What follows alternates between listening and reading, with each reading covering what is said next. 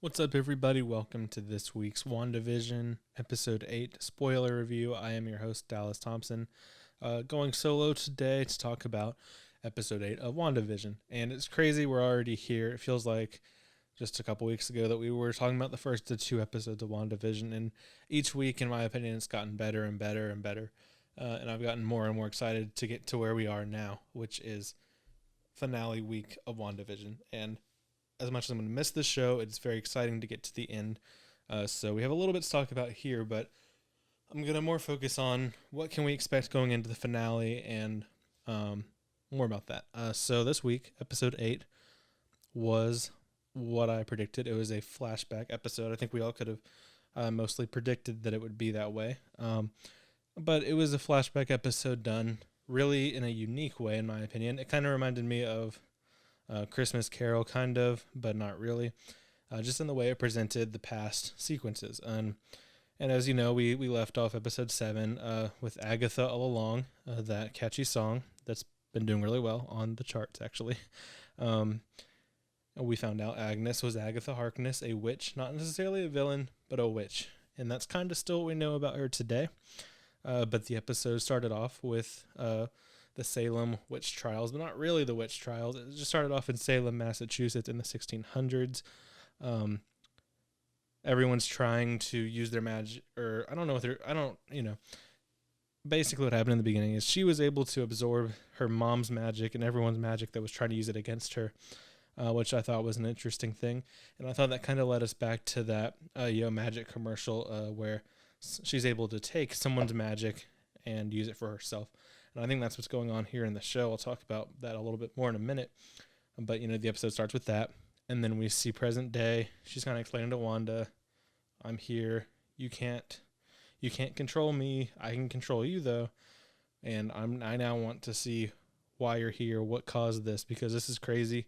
She explains, I was drawn here because of the amount of magic that you used to create this place.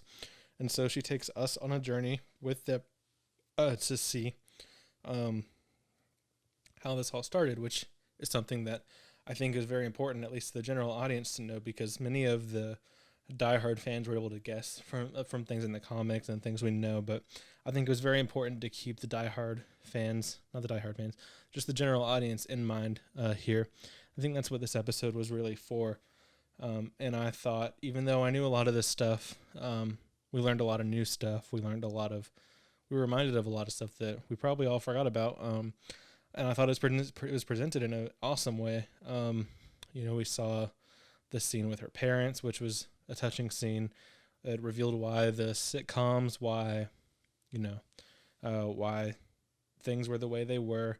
We saw Pietro, we saw her parents die, which sounds horrible, and that's what it was.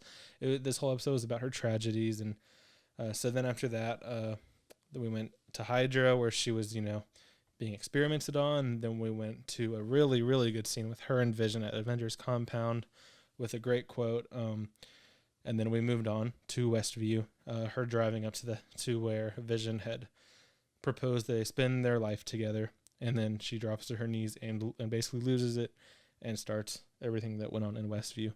Then the episode basically ends right after that, and it ends with Agatha holding her children hostage and being like, this is chaos magic, Wanda. That makes you the Scarlet Witch. And then there's a post-credit scene. And the episode overall, in my opinion, was probably the most emotional piece I've ever seen from the MCU. It was done really well. It was definitely different for them. There weren't jokes every 5 minutes. They really were trying to drive home that grief is real and tragedy is a big deal. I really enjoyed it. I think it was my favorite episode of the series so far. I say that every week, but this one I think really stood out to me. This one felt to me like I was watching a movie. Like the rest of it felt, yeah, this is TV, but it's in a really high quality manner. But this one felt like a movie to me. And so when it ended at 40 minutes or a little bit before, I was like, dang it, I want to see more so bad. And I think that's what we'll get next week as well, or this week with the finale. And so with this being a flashback episode, we got a lot of questions answered, but there are a lot of questions remaining. And so I wanted to address some of those here. I want to just go ahead and say this. Next week's episode is 50 minutes. This week's episode is 50 minutes with credits. And that's the thing that's online. Disney hasn't said it, but the same people that have said the lengths of the last episodes and have been correct, they've said this one, so I believe them. 50 minutes. Do not expect 90. Don't expect 60. Don't expect anything outrageous. 50. 50. Really 43. That 43 is where you should have your expectations at because of the credits. And some people are like, well, that's ridiculous. How can they resolve all this? They're not going to resolve all this in this finale. That's important to keep in mind. Don't set yourself up for disappointment. That's kind of my message of this video. Don't set yourself up for failure, for disappointment in this finale. And here's how I think you can do that. Everyone's going crazy over who's the secret cameo going to be. The more I watch this show, the more I realize we don't need a secret cameo. This show is amazing as it is. We just need this show to stick the landing. We don't need some random cameo. In fact, I think some random cameo will really hurt the show. I think we need someone that connects to Wanda. Doctor Strange would make sense. But I think the thing we've been saying about Hawkeye, I think that needs to be, if that's the cameo, I think that needs, if there is a cameo, that needs to be the cameo. Because it would tie together the whole family aspect.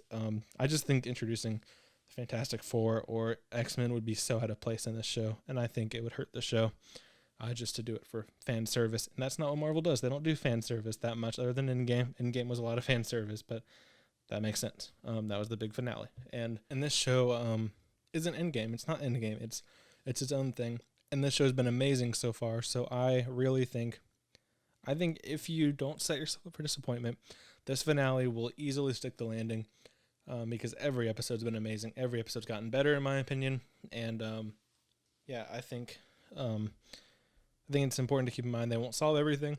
I think they will probably solve the whole Westview thing. I think we'll figure out finally what's going on with Vision. We know that he was created by Wanda. I think we'll know, if he's going to make it out alive. They made the second Vision, the White Vision. We'll see them probably fight Vision versus Vision. And then, we'll see the whole sword thing probably get resolved, or they'll leave that for another show, Falcon and Winter Soldier, or something else. I don't think we'll see Agatha's, that whole thing. I don't think we'll see that resolved. I think Agatha will be in Doctor Strange. I think she will become an important character. At least I hope so. I hope the last we see of her is not this next episode. I think this will be the last we see of Hayward, though. I think the Hayward thing will be resolved. Let's see.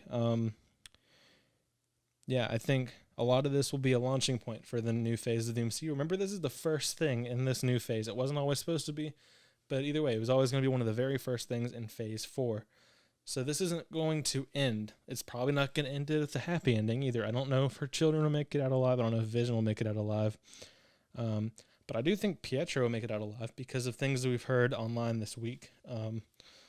But basically, why has this show been so good? Is another thing I wanted to touch on. Episode 1 through 3, in my opinion, were really good. Episode 4 through 8 have been really good. But I think what makes this show incredible is them together. 1 through 3 make episode 4 through 8 amazing.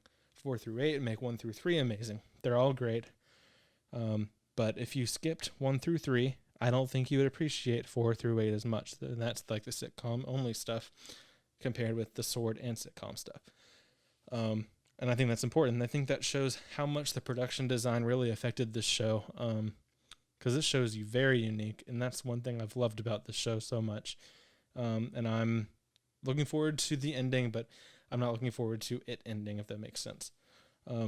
This show, honestly, the social media engagement is at an all-time high from what I've ever seen from any show, any movie. It's been crazy. It trends every Friday. As soon as it comes out, the WandaVision trends. Each character trends. Each thing that happens in the show trends. It's crazy. So many people online are theorizing about it, and it's crazy. I thought Mandalorian engagement was high, but this is a whole nother level. So how can it stick the landing? I think it just has to do what it's been doing. It doesn't have to. It doesn't have to do what we want it to do. It just has to do what the creators wanted to do. And if we're willing to accept what they want, then I think it'll make us happy. We just cannot get stuck in our ways and in our theories, because theories are just meant to be theories. They're not meant to be, if they don't do this, I'll hate it. Just keep that in mind. And don't set yourself up for disappointment. And how can Falcon and Loki live up to this? I don't know. We'll see. I really don't know. They're going to be very different things. This show was very unique. It was an amazing thing to start Disney Plus on. And I'm acting like this is the last one, but no, we're going to talk about this again next week. But I just found this show as a whole to be extremely delightful so far. And this episode was great. And that was a quick, short rundown of my thoughts on episode 8.